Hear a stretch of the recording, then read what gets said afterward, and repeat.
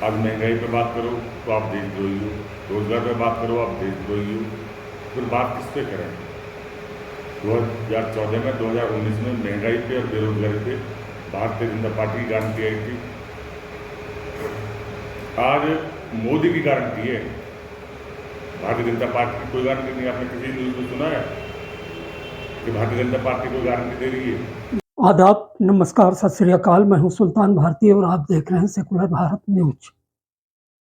वो 2 बार निगम पार्षद रहे, 2 बार जबरदस्त चुनौती को स्वीकार करते हुए दिल्ली विधानसभा के मेंबर बने। एक बार दक्षिण दिल्ली नगर निगम के डिप्टी मेयर बने और अब दक्षिण दिल्ली लोकसभा से इंडिया गठबंधन के कद्दावर उम्मीदवार, बात कर रहा हूं सहीराम पहलवान की, जो तुगलकाबाद विधानसभा का नेतृत्व करते हैं। और आज दक्षिण दिल्ली लोकसभा सीट, वो सीट जो किसी वक्त देश की सबसे बड़ी लोकसभा सीट मानी जाती, क्योंकि तब इसमें परिसीमन से पहले 21 विधानसभाएं आती थी। तो चलिए, क्या चल रहा है इस पर। मैं उस सीट की बात कर रहा हूं जिस पर बीजेपी के कद्दावर नेता और जुझारू जनता के सेवक रमेश बिधूड़ी 120 महीने तक, यानी पूरे 10 साल काबिज रहे सांसद की तरह। और इस बार पार्टी ने एक नए उम्मीदवार, जो दिल्ली विधानसभा में नेता प्रतिपक्ष है, रामवीर सिंह बिधूड़ी पर दांव लगाया। तो देखते हैं चुनावी समीकरण किसके पक्ष में जा रहा है। तो बात करते हैं आज सीधे सहीराम पहलवान से।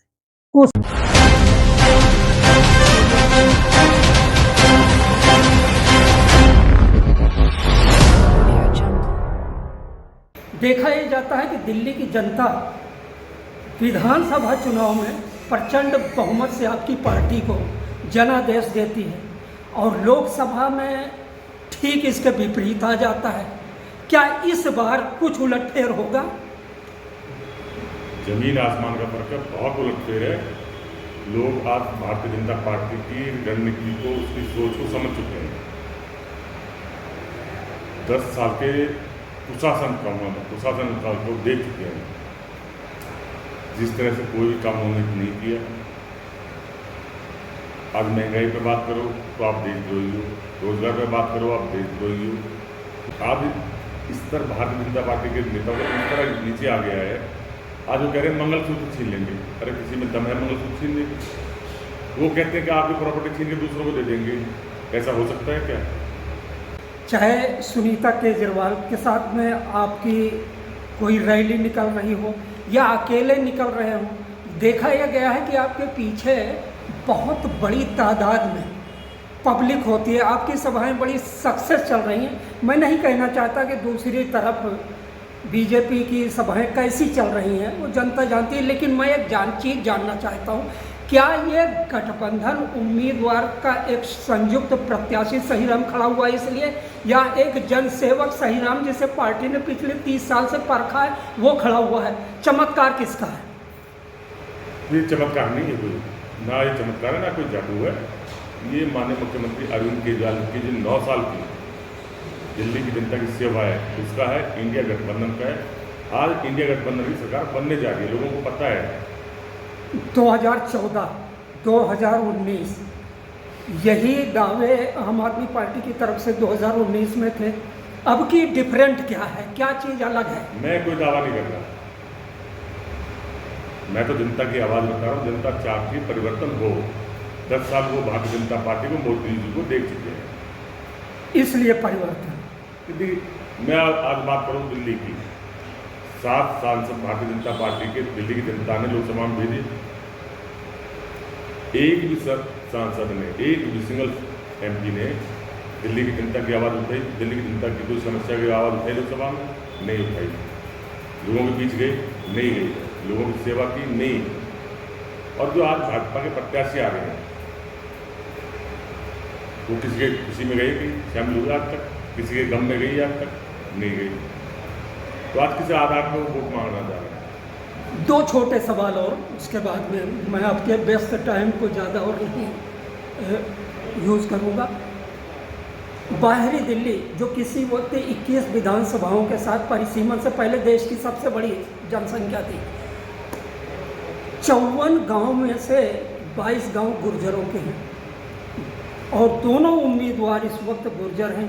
क्या इसका वोटों का डिवाइड किस तरफ जाएगा? देखिए, हमारा गुर्जर समाज बहुत भोला भाला समाज है, शरीफ आदमी है उधर, लेकिन वो अच्छे बुरे को पहचानते हैं। आज तक समाज की सेवा में कहीं अगर वो भाजपा की भागीदारी रही है तो वो बताते हैं। और मैंने समाज की सेवा में ही रहा हमेशा,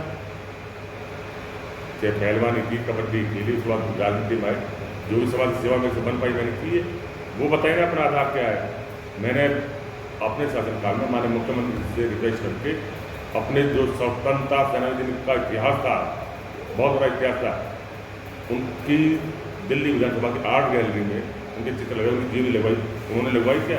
उन्होंने जब मैंने लगवाई, उन्होंने उनका धन्यवाद भी किया, सरकार का नहीं किया। बाहरी दिल्ली पर सबसे बड़ी चुनौती गर्मी के दिनों में पानी की हो जाती है और इसके बारे में क्षेत्र की जनता बहुत शुरू से आपका ये तारीफ करती है। खैर, दिल्ली में जीतने के बाद में सहीराम जी की प्रियॉरिटी क्या रहेगी? किस चीज़ को वरीयता क्रम में आगे रखते हैं? सबसे पहले साउथ दिल्ली में आबादी बहुत ज़्यादा है, कोई भी सरकारी हॉस्पिटल नहीं है। DDA से सरकारी हॉस्पिटल के जमीन उपलब्ध करा के हॉस्पिटल बनवाना, नंबर 1। नंबर 2, आबादी के हिसाब से स्कूल हमने बहुत बनाए, सरकार ने बहुत स्कूल बनाए हैं, लेकिन अभी भी कहीं ज़मीन की कमी है। जो ज़मीन DDA के पास है, कोई हरित पट्टी नहीं है। और दूसरी गवर्नर की, हाँ बिल्कुल बिल्कुल। दूसरा, स्कूलों के लिए जमीन DDA से जमीन उपलब्ध कराना और स्कूल बनवाना। तीसरा, दिल्ली देहात की सीट है ये, अब तो इसमें उनकी जॉब की भी है, अवसर चलाने भी है, लेकिन दिल्ली देहात के नाम से जानी जाती है। दिल्ली देहात में स्पोर्ट्समैन बहुत है, जिनकी प्रैक्टिस के लिए कोई जगह नहीं उपलब्ध नहीं है। तीसरा मेरी प्राथमिकता रहेगी उनके लिए स्टेडियम बनवाना। 3 मेरी सबसे बड़ी।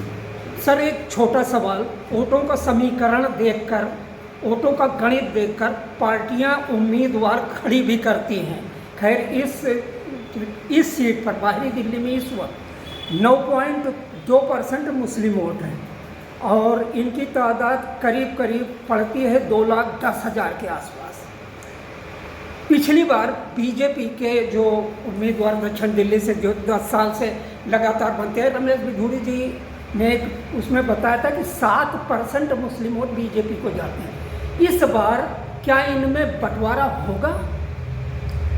देखिए, मैं आज चुनाव प्रचार में जा रहा हूँ, मैं किसी जाति के आधार पर नहीं जा रहा। 36 बिरादरी मेरे साथ है। मैं ना मुसलमान की ना हिंदू की बात करूँगा, मैं बात करूँगा आज माननीय मुख्यमंत्री के 9 साल के कार्यकाल की। चलिए, आखिर में बड़ी खूबसूरती के साथ इस चीज़ को हमने डाला।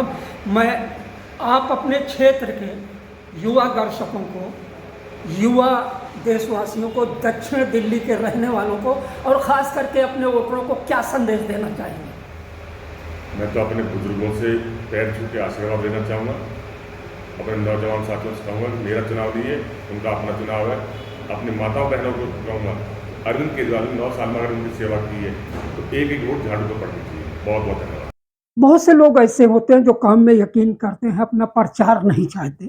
शायद उसी तरह एक चींटी की तरह खूबसूरती के साथ पूरी मेहनत करके अपना मुकाम, अपनी इमेज, अपनी प्रतिछाप जनता के बीच छोड़ने वाले सहीराम पहलवान, शायद इनके बारे में एक शेर इनकी पूरी छवि को डिफाइन करने की कोशिश करती है और वो शेर ये है कि तुम्हारी जीत को दुनिया सलाम करती है। ऐसे बहुत से लोग होते हैं। तुम्हारी जीत को दुनिया सलाम करती है, तुम्हारे पैर के छाले कोई नहीं गिनता।